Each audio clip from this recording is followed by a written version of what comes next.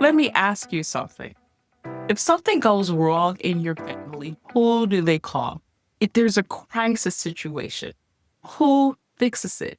If someone needs a ride, some money, some advice, some emotional support, prayer, therapy, who do they call? If you quietly say to yourself, me, then this video is for you.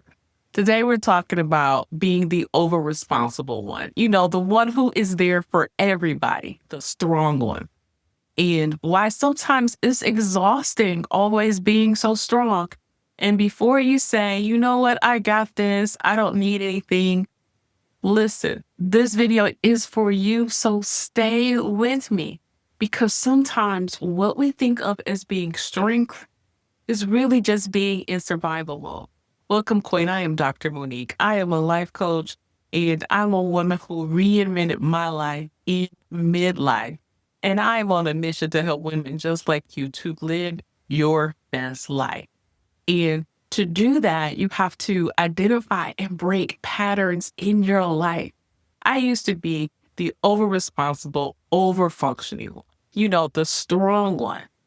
And then I realized that this pattern was causing me to make choices that were not in my best interest. Once I identified that, I was able to get unstuck and make changes in my life without feeling guilty. And today we're going to talk to you about how you can overcome the pattern of being the strong one. This will help you to get unstuck. Once I identified that this pattern was running my life, I was able to make some changes. And this is why I created a tool that is called the Next Chapter Pattern Reveal. And in it, it will reveal the hidden patterns in your life that are causing you to stay stuck. I've linked that tool in the description below. But let's get started finding out what it's like to be the strong one, the responsible one. So let's be honest. Many of us didn't choose to be the strong one. We didn't choose to be the responsible one.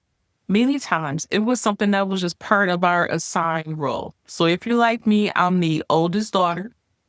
I am also the second oldest grandchild. We have over 30 grandchildren in a very close extended family, which meant just a lot of responsibility. And then I was a child of divorce, and I had siblings. As a child, I felt overly responsible for myself. I felt responsible for my siblings. And to some extent, I felt responsible for my parents. And it just carried on into adulthood. And the thing about being the strong one is it doesn't sound like it's anything wrong with that, right? There can be a sense of pride with it. The one who seems to have it together, who knows the answer, who is always there for everyone else. Everybody can depend on this person. But there comes a time when you stop and you think, wow, I'm there for everybody else, but am I there for myself? And then who is there for me? And I've seen this play out in many other people where a person is strong for everybody. And then when she needs help, there's no one to help her. And she doesn't even know how to ask for help anyway. So let's talk about why this can be a little bit exhausting. See, when you're overly responsible, you don't just take care of your responsibilities, you take care of the responsibilities of others. So I'm going to use a situation of a group project to illustrate this. Personally, I have never liked group projects. And it is precisely because I am the over responsible one. In every group project that I can remember, I was the lead person. I was there to make sure that we understood the assignment, that we had a good plan, that everybody knew what they were supposed to do. Then, in the event that somebody didn't do their work, I would just do it for them.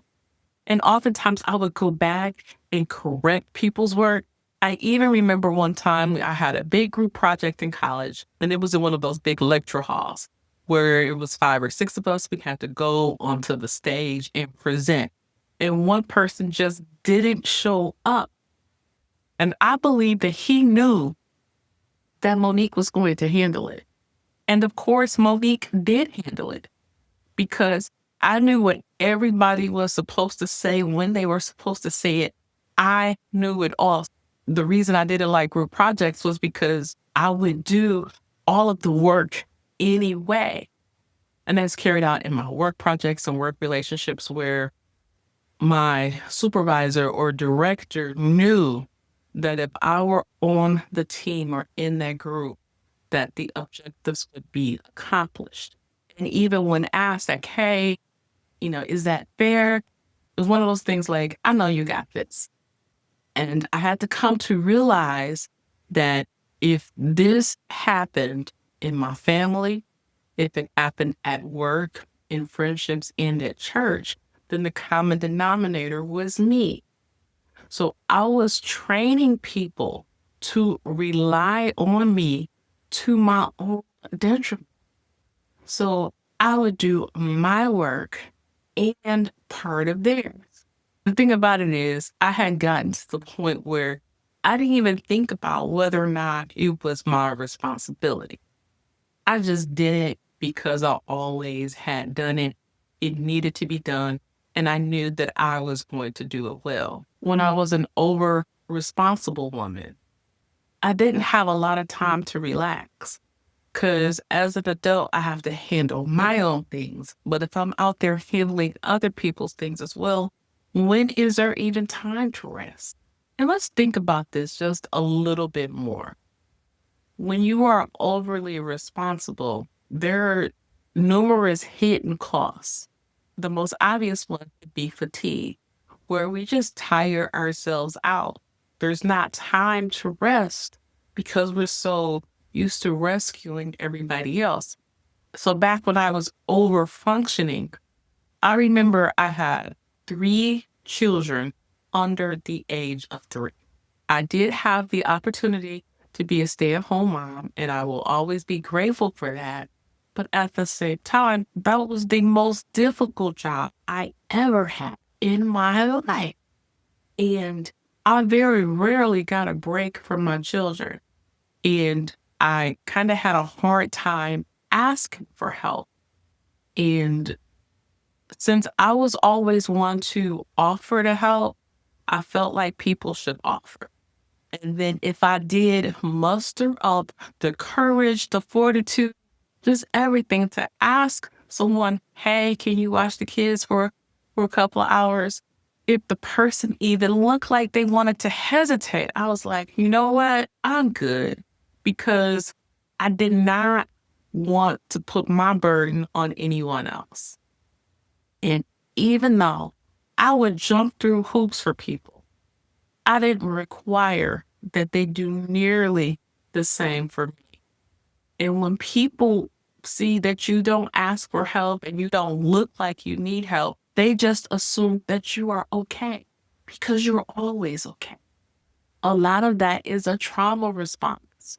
Historically, Black women have not been in a situation where they can just really live a soft life. If they wanted something done, they had to do it themselves. It just wasn't a situation where you can just depend on a lot of other people. Women have been backbones of the family, knowing that if they fell apart, the whole family would fall apart. Oftentimes you'll hear of the matriarch of the family, Big Mama would hold it all together. This is what we have seen. But just because we've seen it in the past doesn't necessarily mean it is the best solution going forward. Big Mama had to do what she needed to do, and we appreciate it. But it's not the best solution. She didn't get to live her life to the fullest because she was always taking care of everyone else. So let me ask you a question.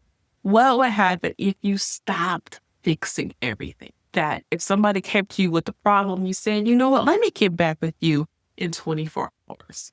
Do you think their lives would fall apart? What if we let grown people handle their own grown business? Is that a scary thought? Because for some of us, we've gotten so accustomed to problem solving for other people that we can't even imagine what their lives would be like if they didn't have us to solve their problems.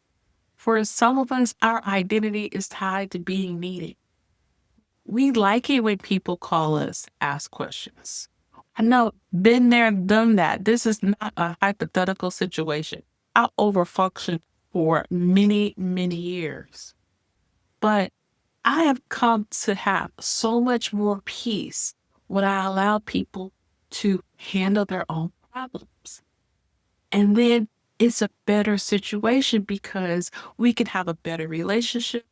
Just think about it. If you have adults who are around you, if they're able to solve their own problems, it builds their skills, right? Their problem solving skills or whatever arena you're working in. It builds their confidence and it also builds their self esteem. And you, on the other hand, you'll have more time and you can sit back, you can be proud of them, you can serve in a mentor or a coaching or advisory role. And for me, that just sounds wonderful, which is what I'm doing right now in my life. I'm no longer in a position where I'm going to do my job and somebody else's job too, but we both get paid the same wage. That doesn't even make sense, right? Or you're handling your adult child's business and you're not giving them the chance to grow and develop. The over responsible pattern is just one of 4 patterns that I have identified in women. And it is important that you identify the pattern so that you don't keep falling into it.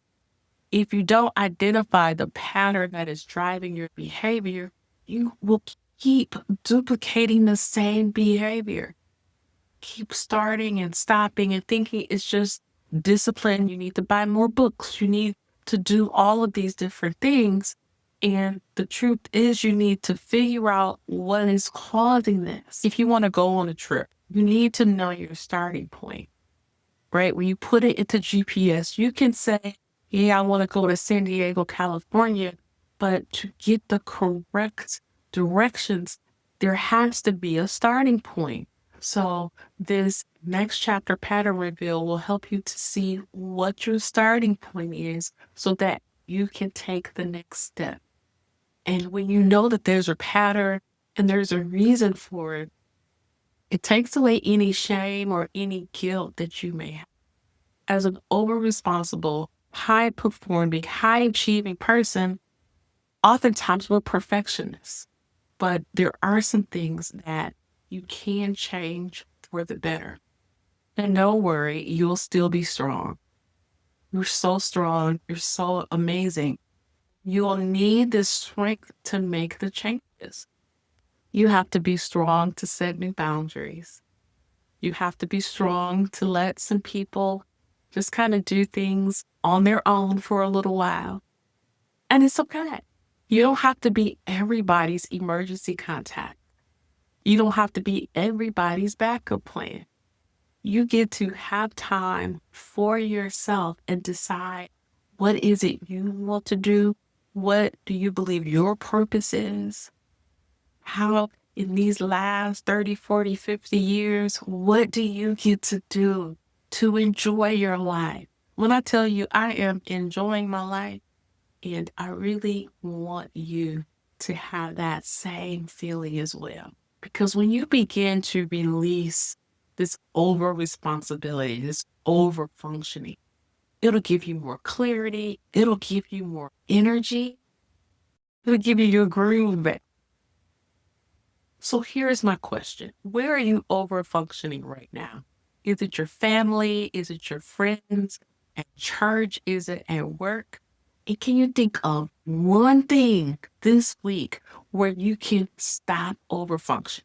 What one small decision can you release this week that won't blow up your relationship, that won't wreak havoc at work, but something that you can do to release that responsibility that really wasn't yours in the first place? So go ahead, download the next chapter pattern reveal so you can see the hidden pattern that may be keeping you stuck so that you can go forth and you can live the life of your dreams. Once you discover this pattern, you can have this clarity so you can finally make that change. Be blessed, and I will see you next time.